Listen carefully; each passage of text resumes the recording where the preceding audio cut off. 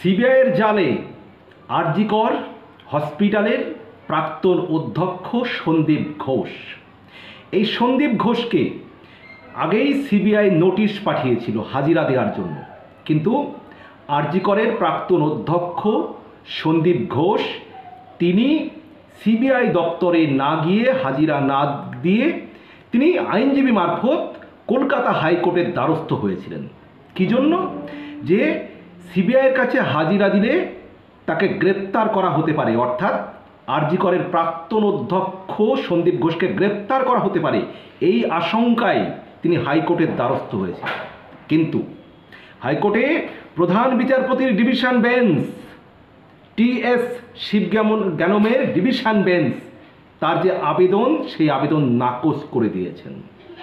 তাকে সিবিআইয়ের কাছে হাজিরা দেওয়ার নির্দেশ দিয়েছেন।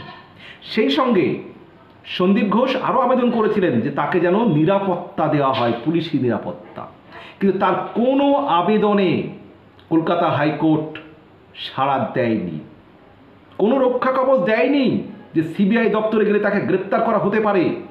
এই আশঙ্কা করে তিনি হাইকোর্টে গিয়েছিলেন, কিন্তু তাকে কোনো রক্ষা কবচ দেয়নি কলকাতা হাইকোর্টের প্রধান বিচারপতির ডিভিশন বেঞ্চ, অর্থাৎ টি.এস. শিবজ্ঞানমের ডিভিশন বেঞ্চ কোনো রক্ষা কবচ দেয়নি, তার কথায় কোনো কর্ণপাত করা হয়নি।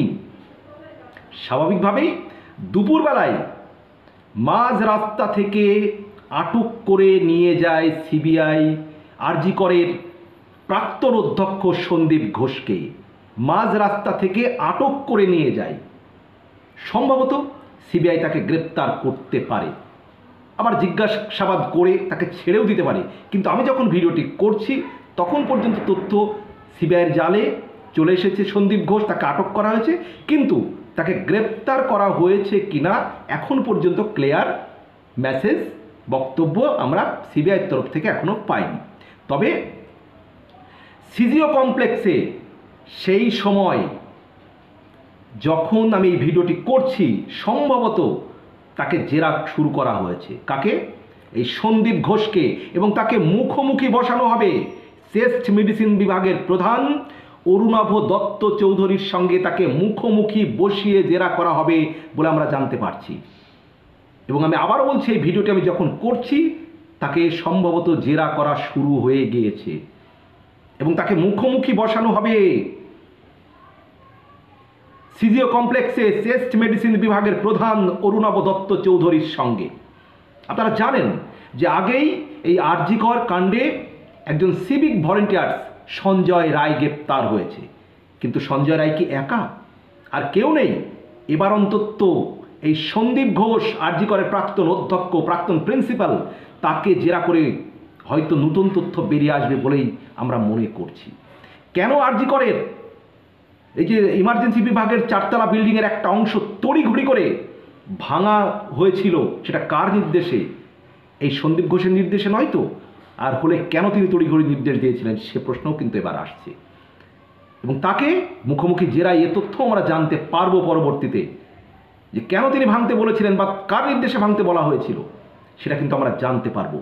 এবং এই সন্দীপ ঘোষের ভূমিকা প্রথম থেকেই কিন্তু সন্দেহজনক, কারণ এই আরজি কর থেকে যখন ওই মৃতা মহিলা চিকিৎসকের বাড়িতে ফোন যায়, ফোনে জানানো হয়েছিল যে তাদের মেয়ে আত্মহত্যা করেছে, এবং তার বাবা মা যখন হসপিটাল আসে তাদেরকে 3 ঘন্টা বসিয়ে রাখা হয় বলে অভিযোগ।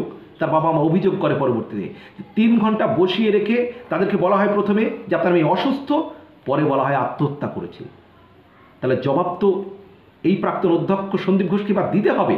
সবচেয়ে বড় কথা, এর আগেই হাইকোর্টের বিচারপতি প্রশ্ন তুলেছেন যে মৃতদেহ তো রাস্তায় পড়েছিল না, মৃতদেহ পড়েছিল হসপিটালেই ছিল, মৃতদেহ ইমার্জেন্সি বিভাগের 4তলা বিল্ডিংয়ে সেমিনার হলে। তাহলে কেন ওই আরজি করের সুপার, আরজি করের প্রিন্সিপাল তিনি থানায় অভিযোগ ডায়েরি করলেন না, থানায় ডায়েরি করলেন না? এই প্রশ্ন কিন্তু হাইকোর্ট আগেই তুলেছিল। এবার এই সন্দীপ ঘোষ সিবিআইয়ের জালে পড়ায়, আটক হয়, আমরা আশা করছি নতুন তথ্য বেরিয়ে আসবে, এবং যারা প্রকৃত দোষী, আমরা চাই সেই প্রকৃত দোষী যারা, তারা সবাই আইনের আওতায় আসুক, তাদের সবাই শাস্তি পাক। কারণ আর যেন কোনো মহিলাকে এইভাবে নৃশংসভাবে খুন হতে না হয়, কারো উপরে এইভাবে শারীরিক অত্যাচার না হয়। এই নারকীয় ঘটনা আমরা দেখতে চাই না।